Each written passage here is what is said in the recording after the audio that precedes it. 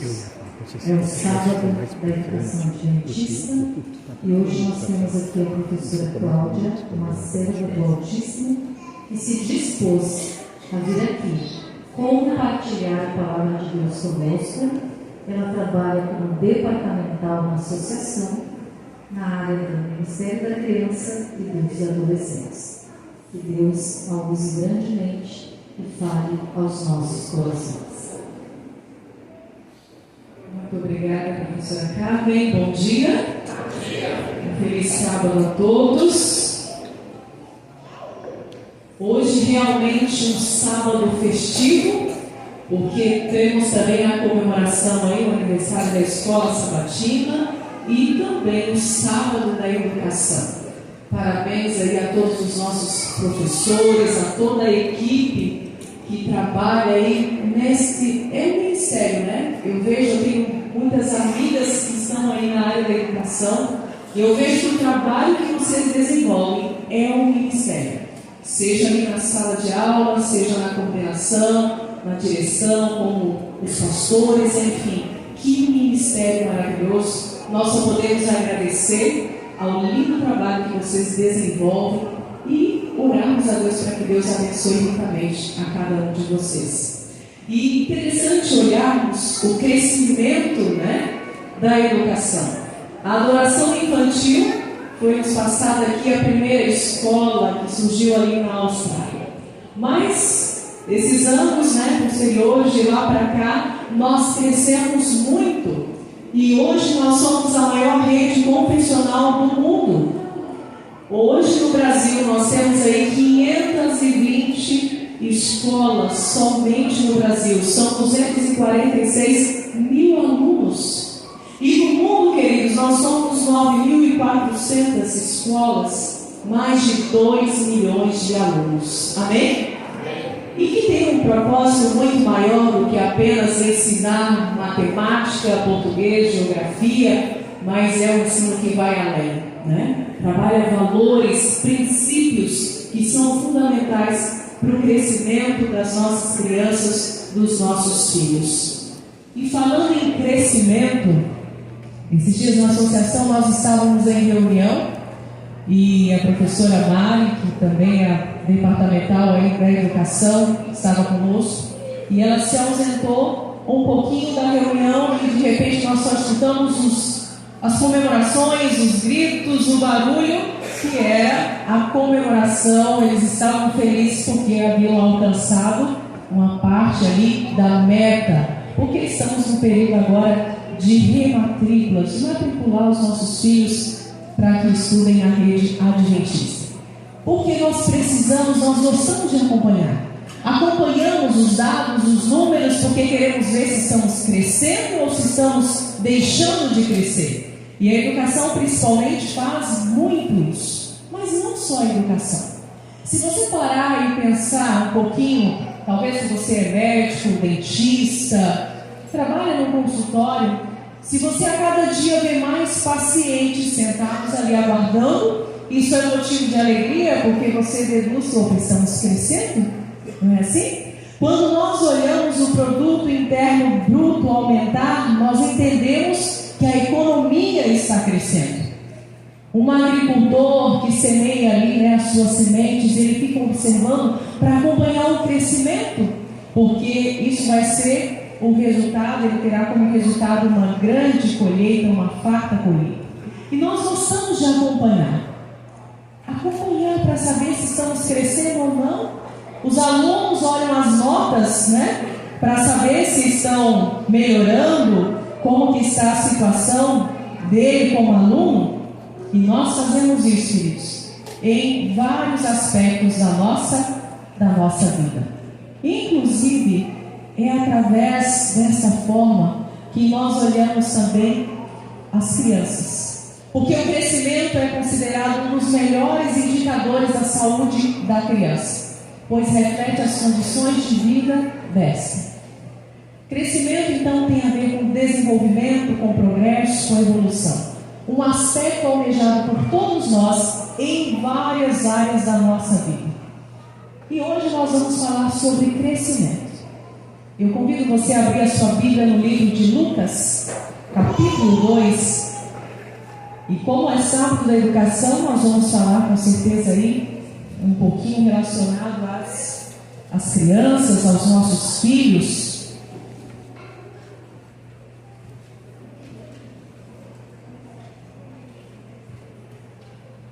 Você que é amigo que está aqui conosco, pai, mãe, enfim, seja muito bem-vindo. E se você não está com a sua Bíblia, com certeza alguém ao seu lado vai compartilhar essa leitura com você, tá bom? E você que está em casa também, convido você que acompanhe na sua Bíblia a leitura do capítulo 2. Nós vamos ler o versículo 40. Mas antes da leitura, vamos fechar os nossos olhos mais uma vez? Querido Deus, a Tua palavra está aberta, Senhor, e pedimos que o Espírito Santo possa impressionar os nossos corações, para que possamos entendê-la e colocar, ó Pai, em prática os ensinamentos que iremos extrair da Tua palavra nesta manhã, em nome de Jesus. Amém, Senhor. Muito bem, o capítulo de Lucas, o capítulo 2, só para você entender um pouquinho o contexto desse capítulo, mas é aqui que nós encontramos o relato do nascimento de Jesus, dos pastores ali quando os anjos foram dar a notícia, também a apresentação de Jesus no templo, a circuncisão de Jesus. É um capítulo que traz um relato dessa primeira fase tão importante do ser humano, que é a infância. São os primeiros anos. Nós às vezes estudamos muito a parte do ministério de Jesus, mas hoje nós vamos nos deter e estudar um pouquinho sobre os primeiros anos. E aí no versículo 40 diz assim: o menino crescia e se fortalecia, enchendo-se de sabedoria, e a graça de Deus estava sobre ele. É um verso conhecido. Agora vamos ler juntos o versículo 52. Diz assim: e Jesus crescia em sabedoria, estatura e graça diante de Deus e dos homens. Os dois versos ambos falam de crescimento.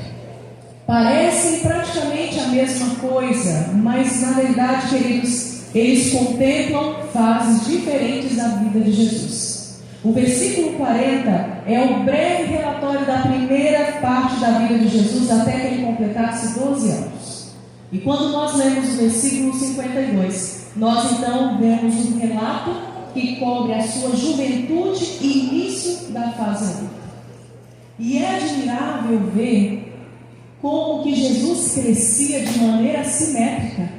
Havia crescimento físico, mental, espiritual e social.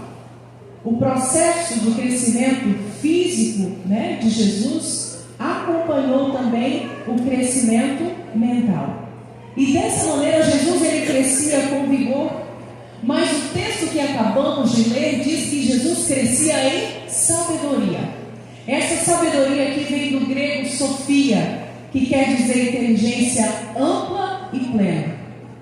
Porque Jesus adquiria conhecimento, mas uma coisa é adquirir conhecimento, e nós conhecemos, estamos aí constantemente aprendendo coisas novas. Mas algo bem diferente é colocar em prática esse conhecimento adquirido.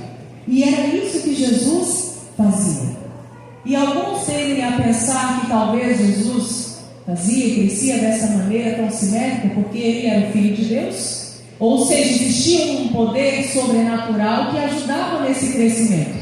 Mas, queridos, Ellen White fala sobre isso e diz que Jesus não crescia de um modo sobrenatural, mas ele crescia através do ensinamento adquirido em casa, através do que era ensinado em casa.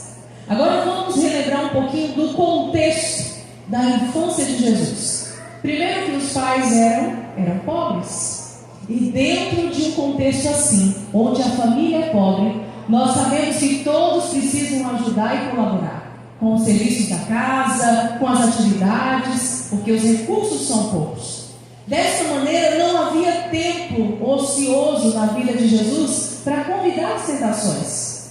Jesus, queridos, desenvolvia alegremente as suas responsabilidades domésticas. Aqui vem uma dica para as nossas crianças aí. os nossos filhos que estão assistindo, né? Pedro está me olhando ali, né, Pedro? É Pedro, acertei teu nome? Muito bem. Jesus, Pedro, ajudava em casa, de maneira alegre. Às vezes a gente vai meio reclamando, né? Ai, mãe, eu de novo. Por que não o irmão? E a gente fica assim, é natural das crianças. Mas Jesus fazia de maneira alegre. Aprendeu a ajudar o pai na carpintaria. E a atmosfera daquele lar que o circundava fazia com que o lar fosse uma bênção. Quando nós vamos no livro Desejado de Todas as Nações, páginas 68 e 69, mas eu convido você a ler depois o capítulo 7 todo, porque é muito lindo ver sobre a infância de Jesus. E ali fala que Jesus, quando criança, tinha as mãos sempre prontas a servir. Tinha uma paciência que nada conseguia perturbar. Era cortês, dizia sempre a verdade, era íntegro como uma rocha em questões de princípios. Esse era Jesus quando criança, queridos. Mas ele cresceu de maneira simétrica e sem um poder sobrenatural sobre ele. As faculdades da mente e do corpo se desenvolviam gradualmente, segundo as leis da infância. E essas leis da infância são as mesmas leis que regem o crescimento dos nossos filhos. Queridos, Jesus passou por um processo natural de crescimento. E a minha pergunta, quando eu comecei a estudar sobre essa fase da vida de Jesus, sobre esses textos, era justamente entender esse processo. O que aconteceu? O que nós poderíamos extrair como pais e educadores dessa fase de crescimento de Jesus? A gente tem, talvez, uma tendência a pensar que para criar um filho com essas características que nós estamos vendo aqui de Jesus, fosse necessário pegar o nosso filho, colocar numa bolha, levá-lo para longe dos grandes centros, num lugar talvez longe do shopping, que não tivesse internet, energia, afastado das pessoas, para que não perdêssemos esse processo de educação. O ano passado, nós fomos em uma missão na Amazônia, a minha família.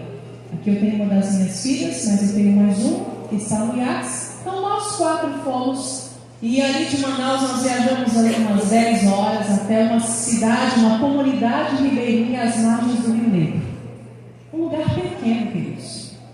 E ali, o que nós encontramos? Um lugar longe, distante de todos, sem energia, shopping muito menos. Para fazermos o evangelismo à noite era necessário ter um gerador de energia, mas naquele lugar tão afastado e pequeno, nós nos deparamos com uma realidade de inúmeras famílias sofrendo por causa do uso de drogas. Famílias, meninas de 14 anos que estavam segurando no colo os próprios filhos. E às vezes nós ali, a equipe, tinha que segurar os bebês enquanto eles participavam de um evangelismo infantil. Que eram crianças ainda, a mentalidade bem infantil, mas já eram mães. E aí eu fiquei pensando justamente nisso, né? Por que a gente às vezes pensa que teríamos que nos afastar de tudo para que os nossos filhos não fossem prejudicados? Será que estar longe e isolado é a solução? E eu me pergunto isso justamente diante do contexto em que Jesus cresceu. Qual foi a cidade que Jesus cresceu, queridos? Quem lembra aí qual a cidade? Nazaré. A cidade de Nazaré não era o lugar perfeito para educar filhos, principalmente o Filho de Deus. Existiam outras cidades muito melhores com estrutura, mas Jesus foi crescer em Nazaré, uma cidade conhecida por sua impiedade, por ser um lugar obscuro, desprezado, de má reputação. Sabe aquele lugar que você diz, nossa, Nazaré? O próprio Natanael fez uma pergunta e disse assim: pode vir alguma coisa boa de Nazaré? Essa frase mostra a má fama, a má reputação de Nazaré. Isso nos mostra que Jesus não foi colocado em uma bolha, em um lugar longe, mas ele foi exposto a tentações, de maneira que seu caráter era provado constantemente. Agora, essa pureza, como preservar a pureza do caráter de uma criança vivendo num contexto como o que nós descrevemos agora. Jesus conseguia essa força e resistir às tentações por causa da sua devoção com Deus. E aí você está, Cláudia, mas nós estamos falando de Jesus criança. Sim, queridos, criança.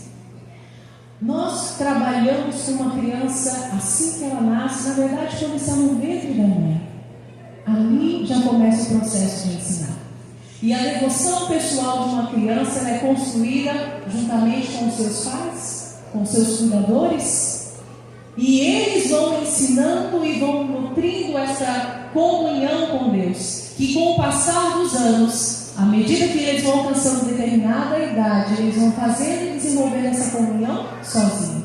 Mas tudo começa no ponto familiar, que você desenvolve lá na sua casa com os seus filhos. Ali começa a base. E a boa notícia da mensagem de hoje, queridos, é que existe sim um lugar perfeito para educarmos os nossos filhos. E este lugar se chama lar.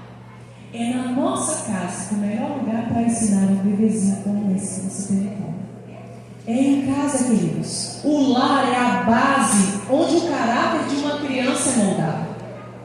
Dos lábios de sua mãe, Jesus aprendeu coisas celestiais. E Ellen White diz que Maria, mãe de Jesus, o educava conforme os princípios. E olhem só o que ela diz. Por meio do Espírito Santo, recebia sabedoria para cooperar com os instrumentos celestiais no desenvolvimento da criança. Queridos, aqui tem uma grande lição para nós. Somos pequenos demais como pais para formar um novo ser. Mas associado ao nosso esforço, associado ao poder divino, nossos filhos podem se transformar em campeões espirituais. Nós precisamos fazer a nossa parte como pais. Aqui é o segredo. Quando cumprimos a nossa responsabilidade como pais, de buscar de Deus sabedoria para educá-los, nós estaremos formando campeões espirituais. É para isso que fomos chamados. Quando eu estava voltando, nós estávamos voltando nessa missão na Amazônia, no aeroporto ali em São Paulo, nós tínhamos um tempo entre um voo e outro, e eu fui numa livraria com uma das filhas, e um livro me chamou a atenção. Eu adquiri esse livro pela curiosidade. E o nome do livro é A Mente de Adolf Hitler. Esse é um relatório secreto que ficou aí guardado por 25 anos, que investigou a psique do líder da Alemanha nazista.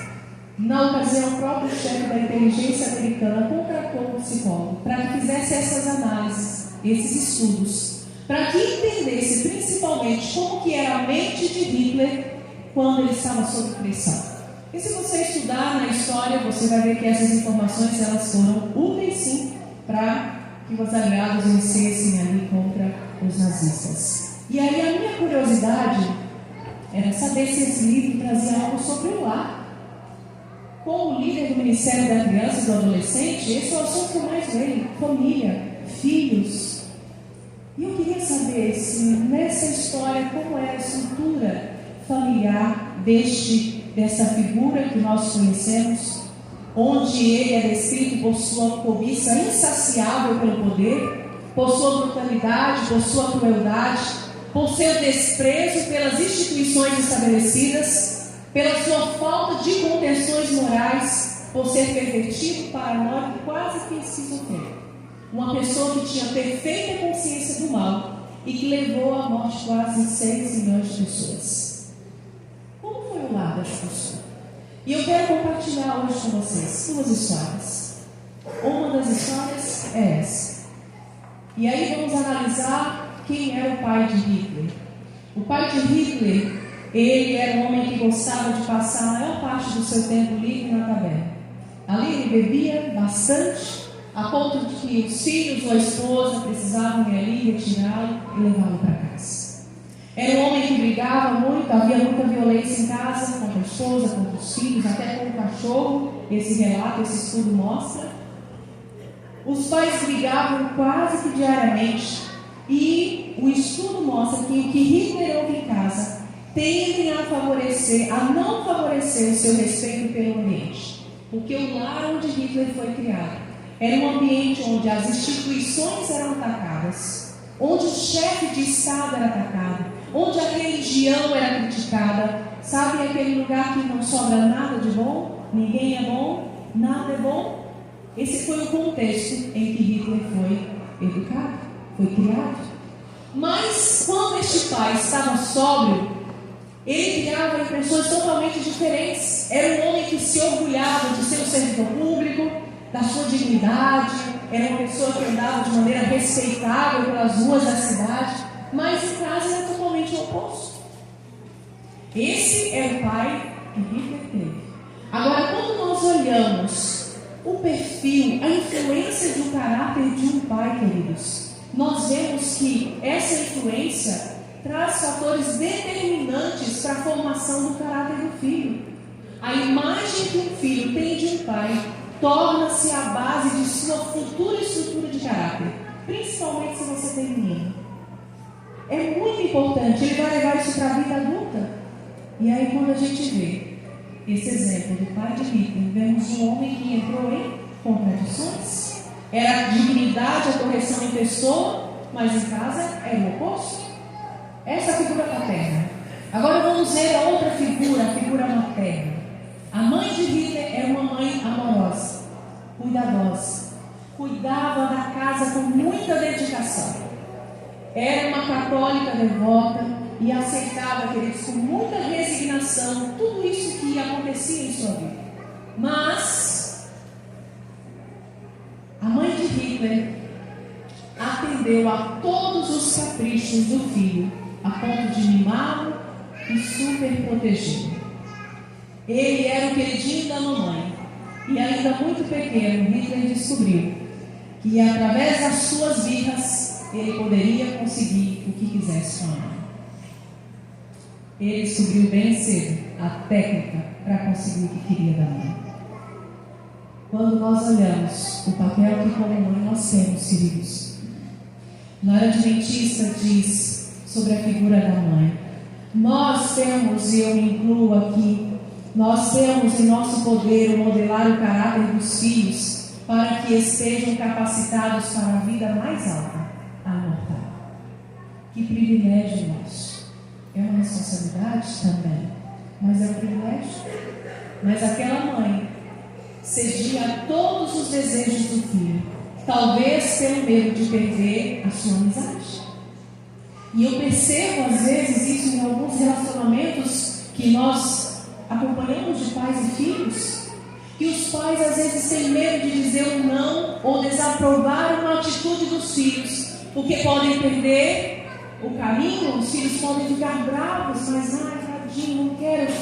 E aí nós não conseguimos. E vocês que são da rede da educação sabem muito mais do que eu, porque vocês lidam, o pastor está aqui fazendo, né, pessoal? Concordando. Eu escuto das minhas colegas, assim, das amigas que eu tenho professoras, a dificuldade que alguns pais têm de dizer não e deixam os filhos fazerem tudo numa boa intenção, mas queridos, quando a gente olha para a educação, isso não é bom. O não faz parte da formação do caráter. Mas aquela mãe dizia sim para tudo. Queridos, o ponto aqui agora é que nós precisamos estar atentos. Porque embora nós gostamos muito de crescer, os nossos filhos, eles deixam de crescer diante da nossa incoerência. E às vezes nós não prestamos atenção. Eu vou dar um exemplo do nosso dia a dia. A gente fala para o filho, estude a lição porque é importante. Mas quantas vezes o seu filho já pegou você estudando a sua lição? Às vezes nós temos até a nossa devoção, queridos, mais escondida antes dos filhos. O filho nunca nos vê com aquela porta assim entreaberta, né? Meu pai está orando, minha mãe está orando.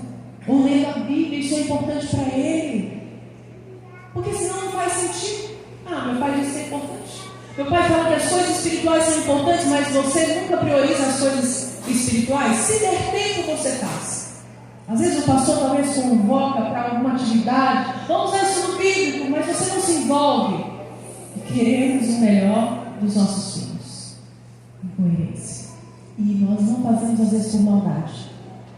Mas precisamos ter intencionalidade nas nossas nas nossas ações, queridos.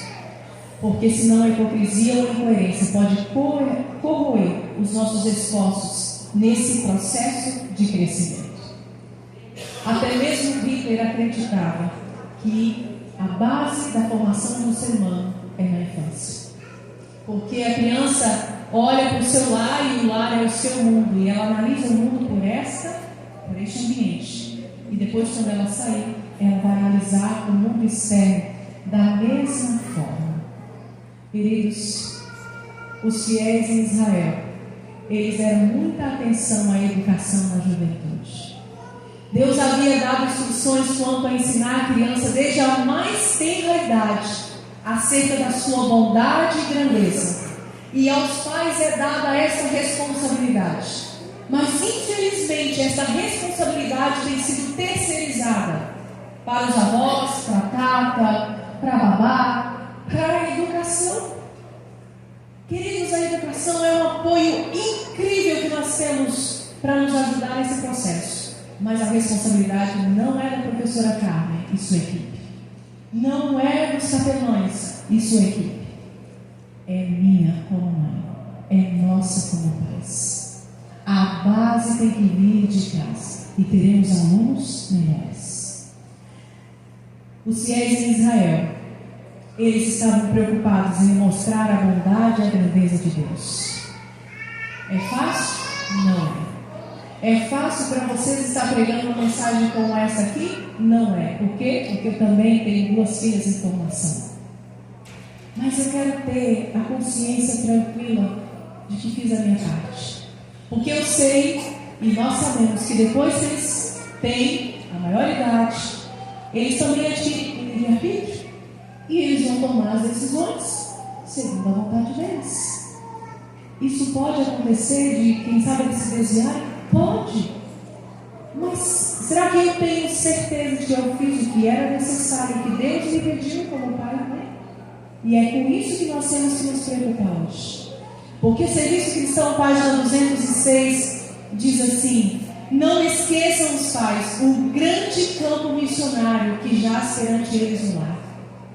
Toma este filho, esta filha, diz Deus, e educa-o para mim. Forma-lhe caráter polido à semelhança dos palácios, para que possa resplandecer para sempre nas cortes do Senhor.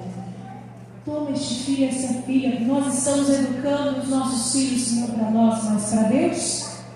E às vezes nós medimos como que nós estamos indo, o nosso empenho, desenvolvimento como pais, analisando alguns critérios. Eu estou dando comida? Sou. Meu filho tem um ambiente seguro para morar, uma casa? Sim. Estuda numa boa escola, uma ótima escola. Tem bons amigos? Tem. Não tem nenhum problema com drogas ou outra coisa do gênero. Não tem problemas sexuais. E aí a gente fica assim: eu sou um ótimo pai? Eu sou uma ótima mãe? Isso é importante até certo ponto.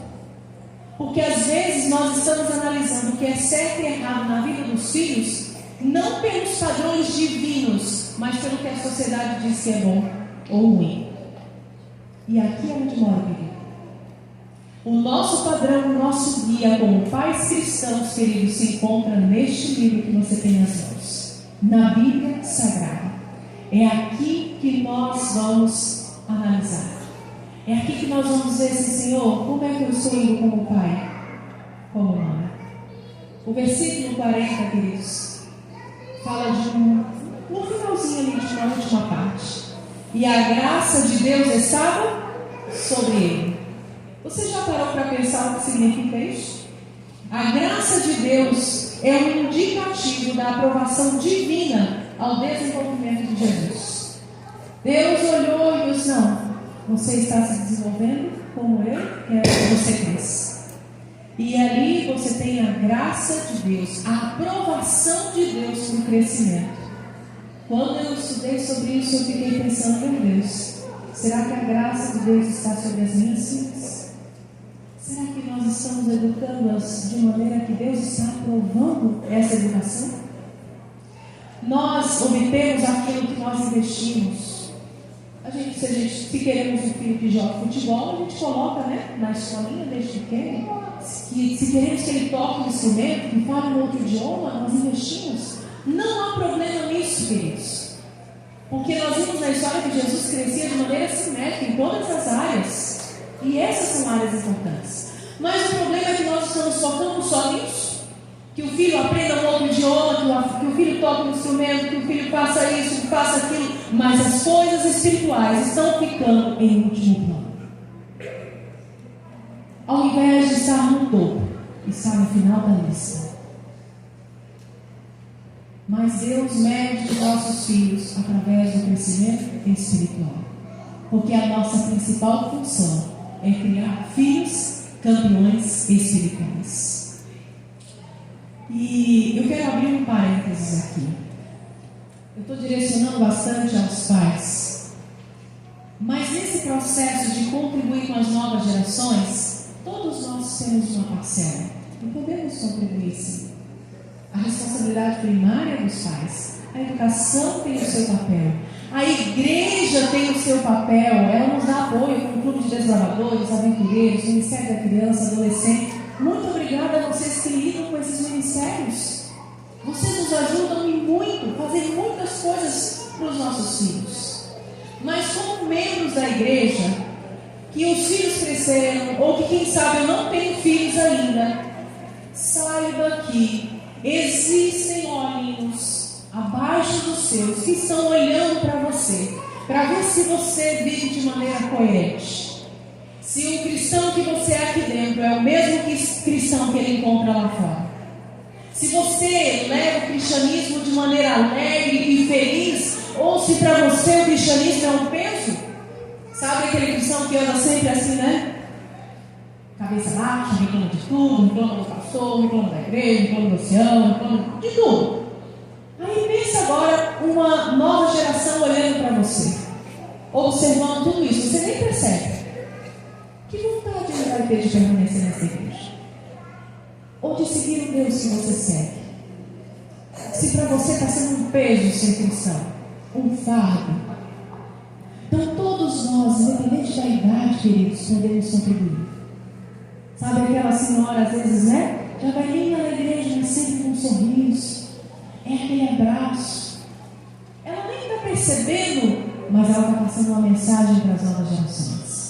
A maneira como convivemos aqui e como vivemos lá fora prega uma mensagem para as novas gerações. E nesse ponto, todos nós temos parte. Queridos, pode fechar o parênteses agora. Nós devemos criar os nossos filhos para que sejam campeões. Nós precisamos, às vezes nós reclamamos das novas gerações, mas nós não queremos assumir o compromisso de deixar um legado. Não queremos cumprir o compromisso ou assumir o compromisso de formar uma geração de campeões espirituais. Elas não nascem feitas, elas precisam ser formadas. E eu quero fechar com a última ilustração. Lembra que eu falei? 2 ilustrações? E essa ilustração aqui ela é fantástica para mim. Nós temos aí o grande pregador John Wesley. Foi um dos responsáveis pelo grande avivamento que aconteceu na Inglaterra no século XIX. Ele é fruto do legado que os pais deixaram, principalmente a sua mãe, Susana Wesley. Susana tinha 19 filhos. Eu não sei quem tem mais filhos aqui na igreja. Se fosse fazer uma enquete, né? Mas com 2 em casa, né? Eu já digo que não é fácil, eu fico imaginando 19. É quase uma sala de aula, né, meu senhor? Imagine você, professor aí, que tem 20, 30, ter 19 todos os dias. Mas não só ali e vai para casa, não. Todos os dias. Do levantar ao deitar. E ela tinha 19 filhos. Mas era uma mulher que tinha ciência que a obra de instruir o intelecto leva tempo e deve ser gradual, conforme a capacidade da criança. Era uma mãe que acreditava que subjugar a vontade dos filhos deve ser feita de uma vez. E quanto mais cedo, melhor. O lar de Susana Wesley não havia tempos tristonhos e nem balbúrdias. Eu fiquei pensando, 19 filhos, sem tempo para balbúrdia. Eu não sei, gente. O filho jamais ganhou coisa alguma chorando na casa de Susana Wesley. Ninguém conseguia nada chorando. Ela designava um dia da semana e um tempo para cada um dos filhos para conversar sobre as suas dúvidas e as suas dificuldades. Olha a dica aí, vai anotando, tá? Você que quer ser aí um pai que forme filhos campeões espirituais. Susana resolveu criar firmemente os filhos para servirem e serem úteis na obra de Deus. E quando John Wesley completou 11 anos, antes de completar 11 anos, ele deixou um lar para estudar em Londres, em uma escola pública. Pensa aí no contexto lá atrás. Mas, contudo, ele não cedeu ao ambiente de pecado que estava ao seu redor. Ele conservava forças físicas, obedecendo fielmente ao que aprendeu em casa. Jesus cresceu em Nazaré, não era o melhor lugar. John Wesley, com menos de 11 anos, foi para um contexto totalmente difícil, cercado de pecado, mas também não cedeu. Sabe qual é o segredo de Susana Wesley? Eu digo a você que foi o mesmo, da mesma fonte que Maria de Jesus. Porque Susana Wesley, a gente encontra isso nos diários, enfim, na história deles, que essa mãe gastava 2 horas por dia para orar e meditar na palavra de Deus, de maneira que buscasse sabedoria para educar os filhos. 2 horas por dia. Quanto tempo você e eu estamos buscando sabedoria para educar os nossos filhos? Se desejamos, queridos, ver nossos filhos crescerem em sabedoria e recebendo a graça de Deus sobre eles, nós precisamos conhecer esse Deus para passar do nosso coração para o coração dos nossos filhos. A comunhão deve começar conosco. E eu encerro com uma oração que foi encontrada nas anotações particulares de Susana Wesley, onde ela diz assim: Senhor, esforçar-me-ei mais em prol dessa criança. Procurarei transmitir-lhe fielmente ao coração os princípios da tua religião e virtude. Senhor, dá-me a graça necessária para fazer isso sincera e sabiamente. E abençoa os meus esforços com grande êxito. Que oração! Desde que eu encontrei essa história, essa oração, eu tenho feito essa oração, filhos. Porque só Deus para nos capacitar. E eu faço um apelo para você hoje, nesse sábado especial, onde nós estamos aí comemorando o sábado da educação. Você, pai e mãe, tem o desejo de avaliar ou reavaliar como tem sido a educação no seu lar? De pedir assim: Senhor, me mostra o que preciso mudar. Senhor, abençoe os meus esforços com grande êxito. Porque o que você faz aí na sua casa, o que fazemos em casa, mais o trabalho maravilhoso que é desenvolvido pela educação da escola, queridos, nós vamos ter um resultado. Campeões espirituais. Tem você esse desejo? Levanta a sua mão. Não. Você, pai, mãe, educador. Amém. Nós vamos ouvir uma música agora. E depois da música nós vamos orar. E enquanto isso você pode refletir como tem sido esse processo de criar filhos para o Senhor. O que precisa melhorar? Comemore as conquistas, aquilo que vocês têm acertado. E peça de Deus sabedoria dos altos céus. Amém.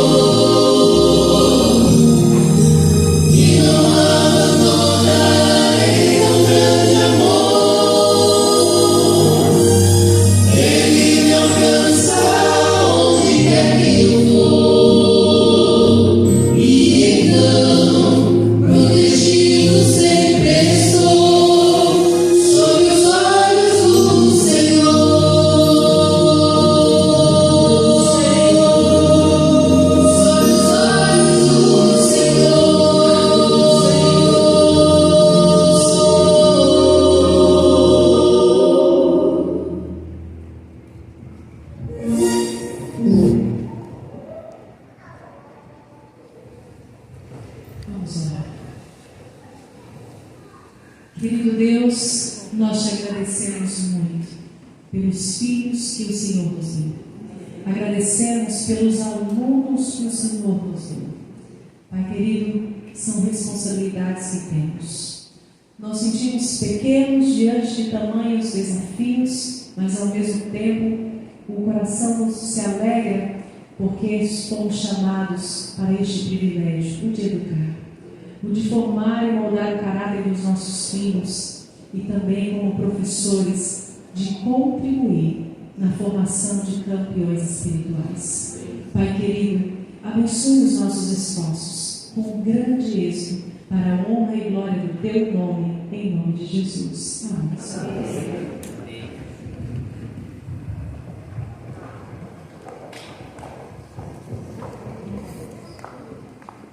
Convido a todos a louvarmos o nome de Deus para encerrarmos então a programação e após a música os diáconos estarão organizando a saída.